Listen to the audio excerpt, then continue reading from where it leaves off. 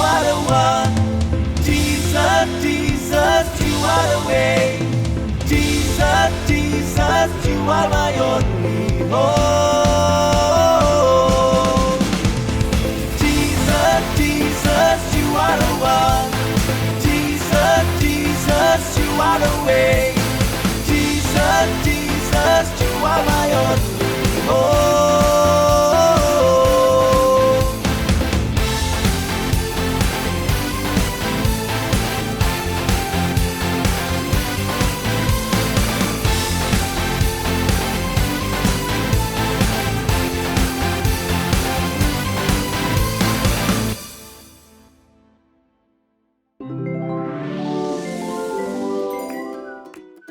Terima kasih Tuhan Yesus, I love you so much.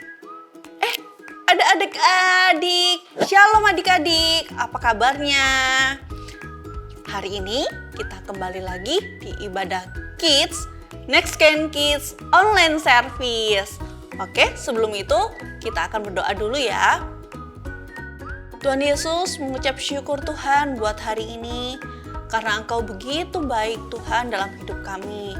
Tuhan, sebentar lagi kami memulai ibadah kami, kiranya Engkau memberkati dari awal, pertengahan hingga akhirnya. Biarlah hari ini kami penuh dengan damai sejahtera dan sukacita Tuhan. Hanya di dalam nama Tuhan Yesus kami sudah berdoa dan mengucap syukur. Haleluya, amin. Oh iya, ini Kak Dewi udah siap-siap mau ke rumah Kak Yanti. So, kalian temenin Kak Dewi untuk ke rumah Kak Yanti ya. Sambil kita berjalan ke rumah Kak Yanti, gimana kalau semuanya bangkit berdiri, kita memuji Tuhan sama-sama. Let's go!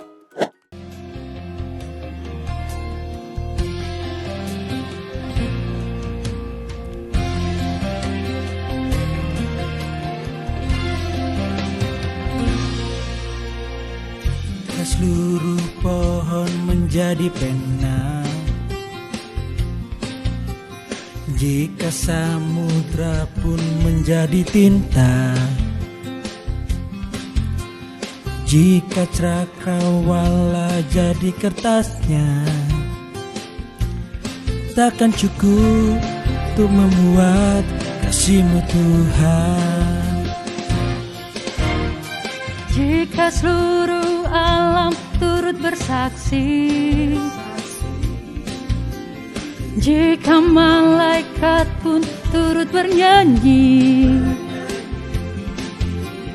jika 1000 lidah ikut memuji,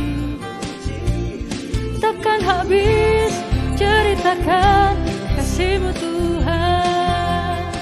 Terlalu panjang untuk diseberangi, terlalu lebar untuk dikelilingi, terlalu dalam untuk diselami. Kasih-Mu terbesar, terlalu panjang untuk diseberangi, terlalu lebar untuk dikelilingi, terlalu dalam untuk diselami.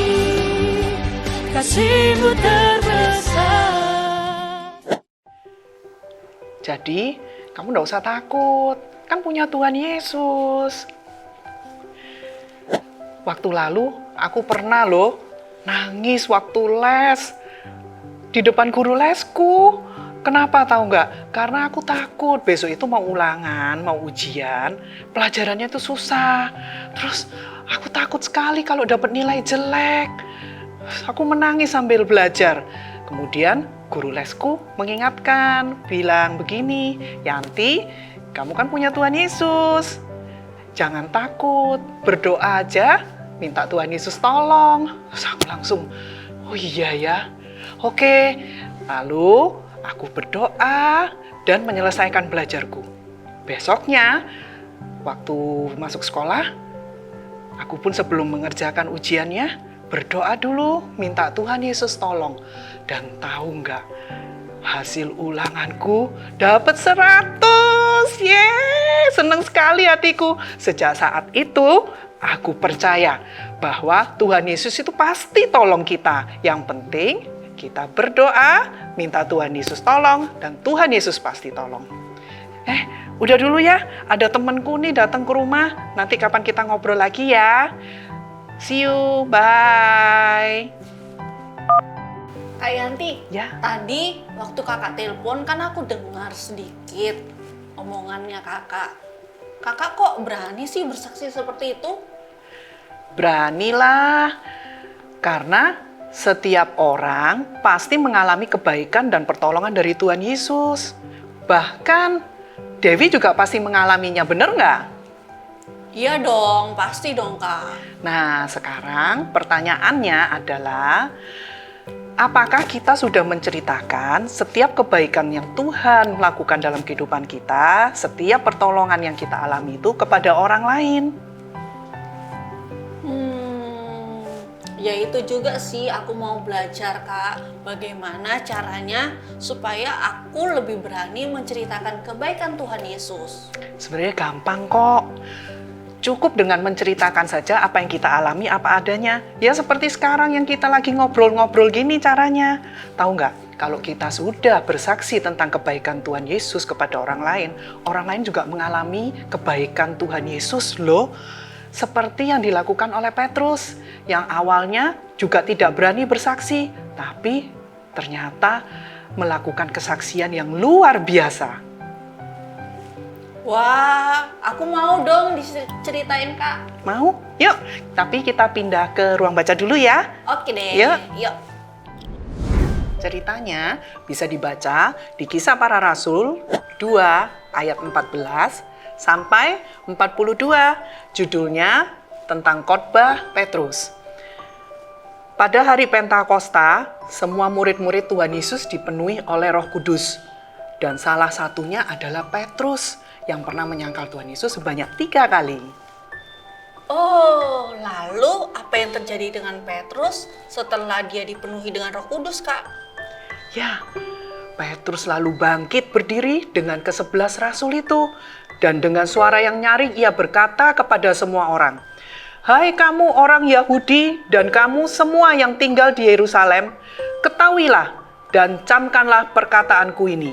Wah, Petrus itu orang yang berani ya Kak dalam menyampaikan firman Tuhan.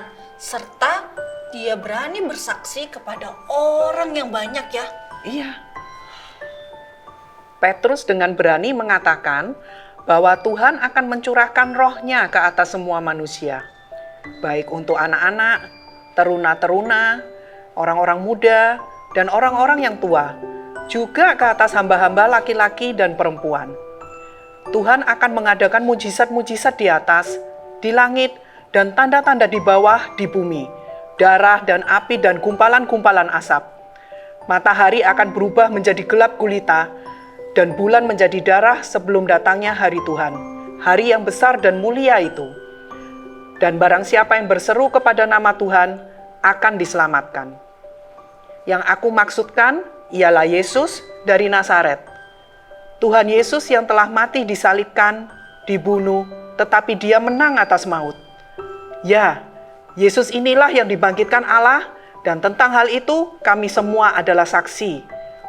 Tuhan Yesus ditinggikan oleh tangan kanan Allah dan menerima Roh Kudus yang dijanjikan itu.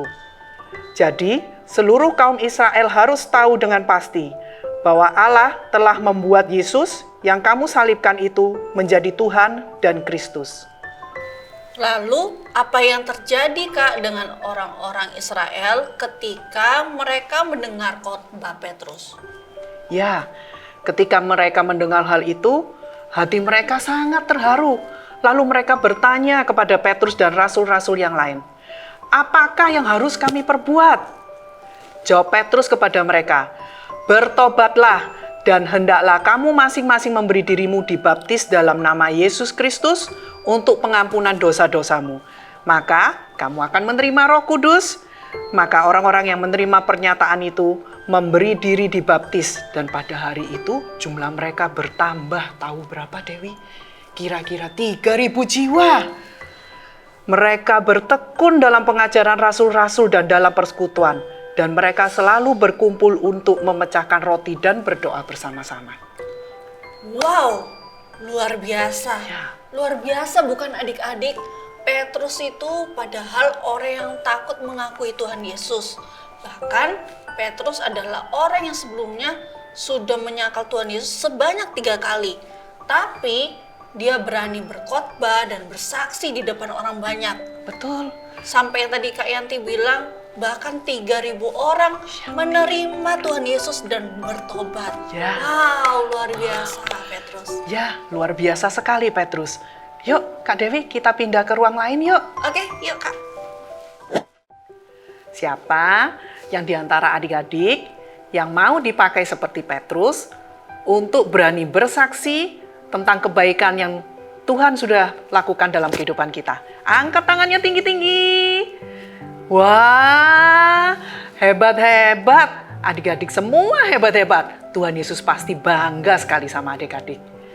Nah, sekarang bagaimana ya caranya supaya kita berani bersaksi tentang Tuhan Yesus kepada orang lain? Nomor 1 caranya adalah sederhana, yaitu kita minta Roh Kudus untuk memenuhi kita, yaitu dengan dipenuhi oleh Roh Kudus. Kalau kita sudah dipenuhi oleh Roh Kudus akan memberi hikmat dan akan memberi keberanian kepada kita dan akan menolong kita sehingga kita tahu kata-kata apa yang akan diucapkan. Roh Kudus yang akan mengarahkan kita bagaimana cara kita untuk menyampaikan kesaksian, cerita tentang kebaikan-kebaikan Tuhan Yesus yang kita alami kepada orang lain. Seperti yang dikatakan di Yohanes 14 ayat 26. Tetapi penghibur, yaitu Roh Kudus, yang akan diutus oleh Bapa dalam namaku, dialah yang akan mengajarkan segala sesuatu kepadamu dan akan mengingatkan kamu akan semua yang telah kukatakan kepadamu. Ya, yang pertama, jadi ingat ya, yang pertama adalah minta Roh Kudus memenuhi kita. Yang kedua, minta kita mempunyai hati yang mengasihi jiwa-jiwa. Hati yang penuh dengan kasih dari Tuhan, itu pasti akan mengasihi orang-orang lain. Dan rindu supaya orang-orang lain juga diselamatkan. Sama seperti kita sudah diselamatkan dan diampuni dosa-dosa kita. Tuhan Yesus sudah lebih dulu mengasihi kita. Dengan cara apa? Dengan cara mati di kayu salib untuk menebus dosa-dosa kita. Itu adalah kasih Tuhan Yesus buat kita. Lalu sekarang apa yang harus kita lakukan? Yaitu kita meneladani Tuhan Yesus. Tuhan Yesus sudah mengasihi kita, sekarang kita mengasihi orang lain. Dengan cara apa? Melakukan, menceritakan kisah pertolongan dan kebaikan-kebaikan Tuhan Yesus yang sudah kita alami. Tahu nggak? Kalau kita bersaksi tentang kebaikan Tuhan Yesus, orang lain juga akan mengalami kebaikan-kebaikan dari Tuhan Yesus loh. Dan yang terutama, orang-orang juga akan menjadi bertobat, menjadi percaya sama Tuhan Yesus dan diselamatkan. Kakak ulangi sekali lagi ya, seperti yang tertulis di Yohanes 13 ayat 34 sampai 35. Aku di sini Tuhan Yesus ya, memberi perintah baru kepada kamu, yaitu supaya kamu saling mengasihi, sama seperti aku, yaitu Tuhan Yesus, telah mengasihi kamu, demikian pula kamu harus saling mengasihi. Dengan demikian, semua orang akan tahu bahwa kamu adalah murid-muridku, yaitu jikalau kamu saling mengasihi. Yuk adik-adik, kita sama-sama katakan, aku mau bersaksi tentang kebaikan Tuhan Yesus. Sekali lagi ya, aku mau bersaksi tentang kebaikan Tuhan Yesus. Nah, untuk ayat hafalan hari ini, kita bisa baca sama-sama di Kisah Para Rasul 1 ayat 8. Yang berbunyi, tetapi kamu akan menerima kuasa kalau Roh Kudus turun ke atas kamu. Dan kamu akan menjadi saksiku. Sekali lagi ya, Kisah Para Rasul 1 ayat 8. Tetapi kamu akan menerima kuasa kalau Roh Kudus turun ke atas kamu, dan kamu akan menjadi saksiku. Kak Yanti, mulai sekarang aku udah berani nih untuk bersaksi tentang kebaikan Tuhan Yesus. Terima kasih ya Kak Yanti buat hari ini. Oh iya, karena kayaknya udah sore nih, gimana kalau kita pulang Kak? Tapi sebelum itu, sebelum kita pulang, bagaimana kalau kita menyembah Tuhan sama-sama karena kebaikan Tuhan Yesus atas hidup kita. Wah, mau banget. Yuk, adik-adik semua kita menyanyikan pujian ini dengan sikap menyembah Tuhan dengan sungguh-sungguh ya. In Jesus' name, amen.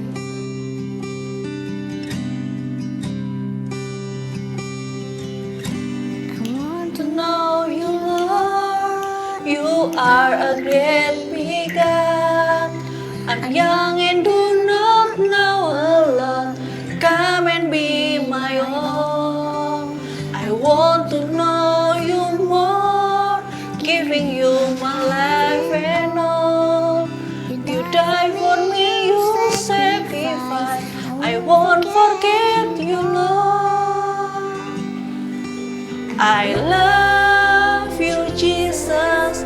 I grow up knowing you. I love you, Jesus. I grow up serving you. I love you, Jesus. My life is saved by you. I'll never forget, never forget. I grow up loving you.